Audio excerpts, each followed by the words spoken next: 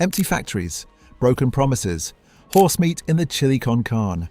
This is how corporate greed destroyed the home of Britain's teatime staple. In 2005, Unilever closed the Grimsby Birdseye factory, throwing 650 workers onto the scrap heap after 50 profitable years.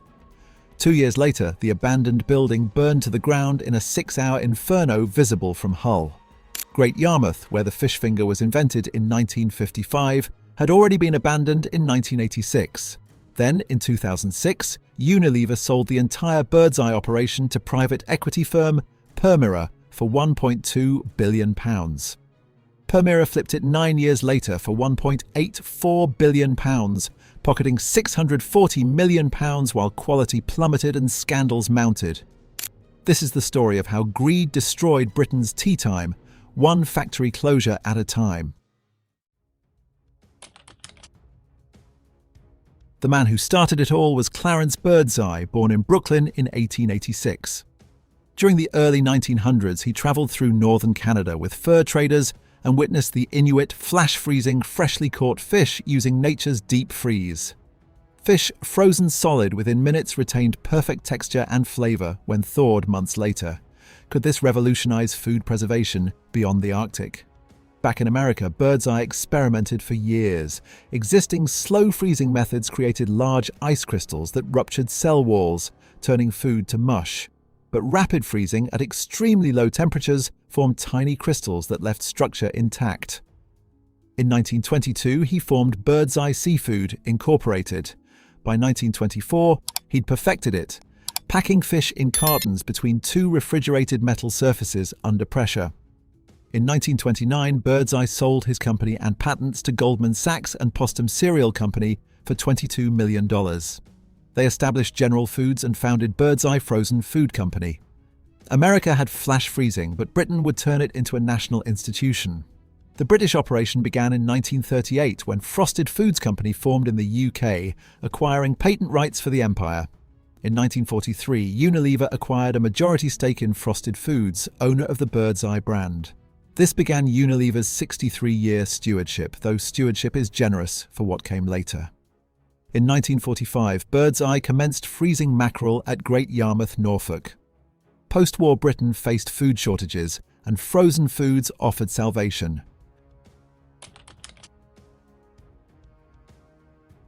Here's where culinary history took an unexpected turn. After World War II, British waters were thick with herring. Between 1953 and 1955, Birdseye test-marketed herring savouries in South Wales and Southampton. As a control, they produced fingers from cod, a blander whitefish. The results shocked everyone. British consumers overwhelmingly rejected flavourful herring for bland cod. The codfish finger was born from Britain's stubborn preference for beige food. Development happened at Great Yarmouth under H.A.J. Scott. Management initially called them battered cod pieces. Someone sensible put it to a vote among the women working the production line. They chose fish fingers. Simple. Perfect. Birdseye launched them nationwide in 1955 with the slogan, "No bones, no waste, no smell, no fuss." Revolutionary. Pop them under the grill, 15 minutes later, dinner. Working mothers embraced them. Children devoured them. Within months, fish fingers became a teatime staple. Demand exploded. By 1960, Birdseye operated 6 factories: Great Yarmouth, Lowestoft, Kirkby, Grimsby, Hull, and Eastbourne. The company built an empire on frozen convenience, but the fish finger remained the crown jewel. In 1967, Captain Birdseye sailed into British living rooms. A bearded sailor with magnificent white whiskers, dressed in merchant naval uniform with a white polo neck sweater, speaking with a West Country pirate-style accent. The face belonged to actor John Hewer, who would play the character for an extraordinary 31 years, from 1967 until his retirement in 1998. Captain Birdseye represented everything Birdseye wanted to project: trustworthiness, experience, nautical authenticity, and grandfatherly warmth that made parents feel good about feeding frozen fish to their children. The advertising campaigns featured the captain with a crew of children, emphasizing convenience for families while building brand loyalty from an early age. His tagline, "Only the best for the captain's table," became synonymous with quality. Captain Birdseye wasn't just a mascot, he was a cultural institution. In 1971, Birdseye made a catastrophic marketing decision. They killed him off. An obituary appeared in the Times on June 7th. Birdseye Captain. On June 7th, 1971, after long exposure, life just slipped through his fingers. Celebrity and gourmet. Mourned by Seacook Jim and the Commodore in recognition of his selfless devotion to the nutritional needs of the nation's children. The company thought they could modernize, move on, appeal to changing tastes. The British public was having absolutely none of it. Complaints flooded in. Sales wavered. The captain had become more than advertising. He was part of the national consciousness. 3 years later, Birdseye capitulated. On July 22, 1974, another notice appeared in the Times. Birdseye Captain. Now returned to these shores, a revitalized man. Wishes to deny premature reports of his demise previously recorded in these columns. Will shortly address the nation. Captain Birdseye was back, and John Hewer returned to the role he'd play for another 24 years. Later polling revealed that Captain Birdseye had become more recognised among British children than Captain Cook. That's how deeply the fish finger had embedded itself into British culture. By the 1980s, British consumers were eating 1.5 million fish fingers daily, 18 every second. More than 15 billion sold in the UK since 1955. 70% of British children experienced their first fish through a fish finger. For multiple generations, it wasn't just food, it was childhood itself. Fish finger sandwiches with ketchup. Fish fingers with chips and beans. The breaded rectangle became woven into national identity.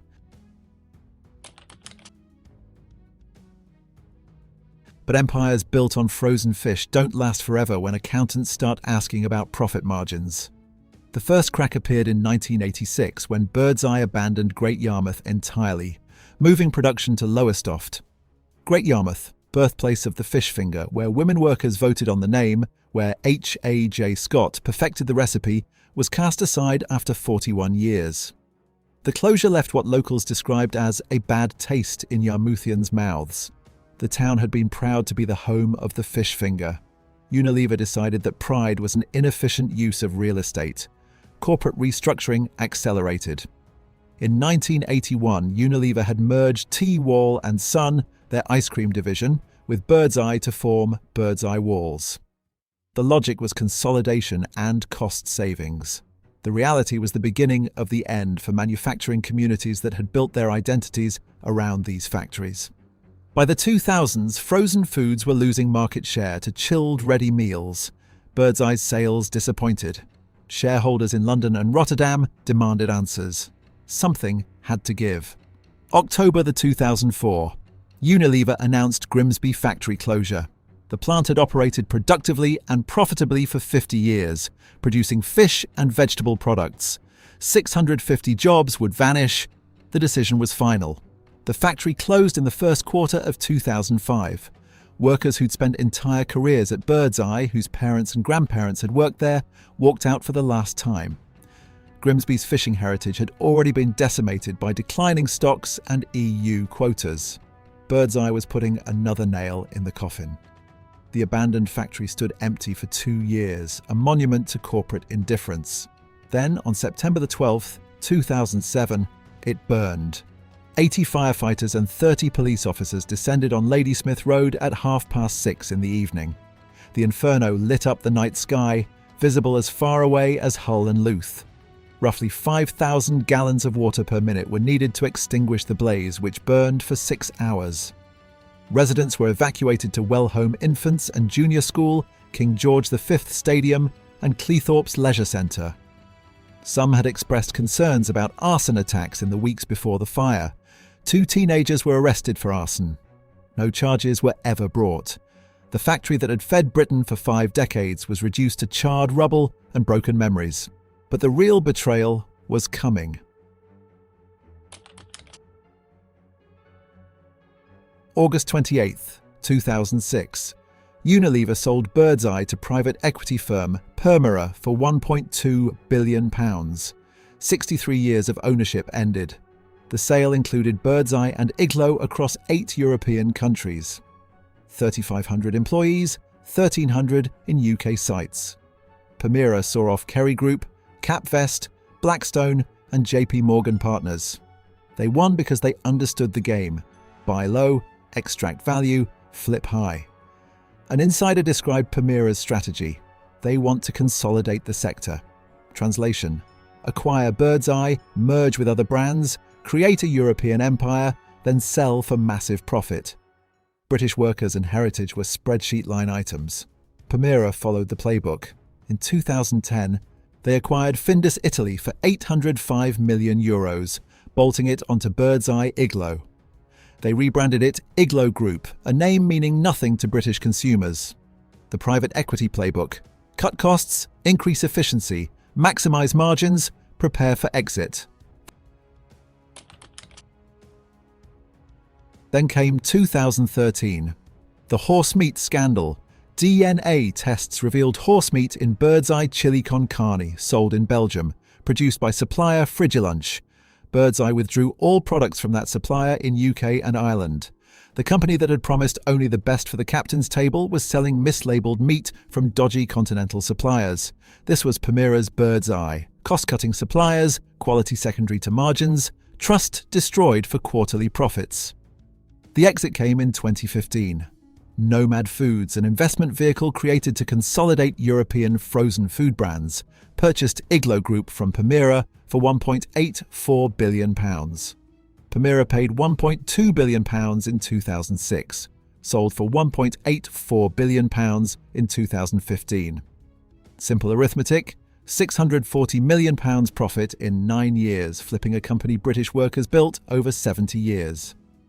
CEO Elio Leone Scatti departed to Coty. Everyone got paid except workers wondering if the next owner would close their factory. Nomad Foods now owns Birdseye in Europe, an investment holding company registered in Luxembourg, created by American financiers. No roots, no loyalty, just capital-chasing returns. The fish finger, invented in Great Yarmouth, perfected in British factories, embedded in British culture, is controlled by a Luxembourg vehicle optimizing shareholder value. And quality? British consumers notice the change. Online reviews tell a consistent story. Used to buy these regularly as they were so good. However, the last pack I bought were very substandard. Price up, quality down. The breadcrumb coating fell off one after cooking to reveal a minuscule bit of fish that was as thick as a ruler. Another reviewer: these used to be lovely and you could see the actual fish, but the recent ones I've bought are horrible. They have a weird processed and pushed together texture. Not sure if this is a cost-cutting exercise, but I'm really disappointed. It's like eating battered fish sticks, not battered fish. Multiple reviewers describe the same problem: fish fingers that seem smaller, with less actual fish, covered in more breadcrumb coating that falls off during cooking, revealing something that doesn't look or taste like real fish anymore. Then there's the fish itself. While original Birdseye fish fingers used cod caught in British waters, some products now contain alternatives that raise eyebrows. The chunky fish fingers, for example, contain basa, a freshwater catfish usually farmed in the Mekong Delta rivers of Vietnam. Basa has been banned in several countries due to concerns about farming conditions in polluted waterways. British consumers buying fish fingers adorned with Captain Birdseye in his seafaring garb, surrounded by ocean waves, don't expect Vietnamese river catfish. As one outraged customer put it, "You don't expect Captain Birdseye in his salty seafaring garb to be trawling the rivers of Ho Chi Minh City, do you?" Birdseye's response is to point to their MSC certification for sustainable seafood. They claim 90% of their fish comes from sustainable sources as of 2017, with plans to hit 100% by 2025. But certification doesn't address the fundamental complaint. The fish fingers don't taste like they used to, and they're getting smaller while prices climb higher. Quality control slipped too. August 2022. Birdseye recalled broccoli tots after consumers found small rocks and metal fragments. 2 people suffered dental damage. December 2022. Beef quarter pounders recalled for plastic pieces. Between 2023 and 2025, various allergen labeling recalls. Not catastrophic failures, but emblematic of a company where quality became secondary to cost optimization. What remains today? Lowestoft still produces frozen foods with over 870 workers, making it one of the town's largest employers. Hull continues processing peas, though the large factory that opened in 1967 closed 2007. Great Yarmouth, birthplace that deserves a commemorative blue plaque, remains abandoned since 1986. Grimsby burned in 2007 and is now housing development, Britain's fish processing heritage buried under new build estates. Captain Birdseye himself underwent reinvention. After John Hewer retired 1998, Birdseye tried a younger captain with designer stubble played by Thomas Pescod. British consumers rejected him like they'd rejected the captain's death in 1971. The character was dropped. In 2010, the captain returned, played by Italian actor Riccardo Acerbo, with designer stubble. An Italian playing a British captain, representing a Luxembourg-owned brand, marketing Vietnamese fish. The symbolism couldn't be more perfect. Birdseye still sells 1.5 million fish fingers daily. The product dominates supermarket freezers. Children eat them with ketchup. Adults make fish finger sandwiches when they can't be bothered cooking. The fish finger survives, but its soul has been frozen out. From Clarence Birdseye's Arctic innovation to Great Yarmouth women voting on a name in 1955, the fish finger was built by people who cared. For decades, it connected British factories to British teatimes, providing honest employment in Grimsby, Great Yarmouth, Hull, and Lowestoft, while feeding millions. It was part of national fabric, as recognisable as the White Cliffs of Dover. Unilever systematically dismantled that heritage. Great Yarmouth abandoned, 1986. Grimsby closed 2005 after 50 profitable years, then burned 2007 like a funeral pyre for British manufacturing. The entire operation sold to Permira 2006 for quick profit extraction. Horsemeat scandal 2013 while Permira cut costs chasing margins.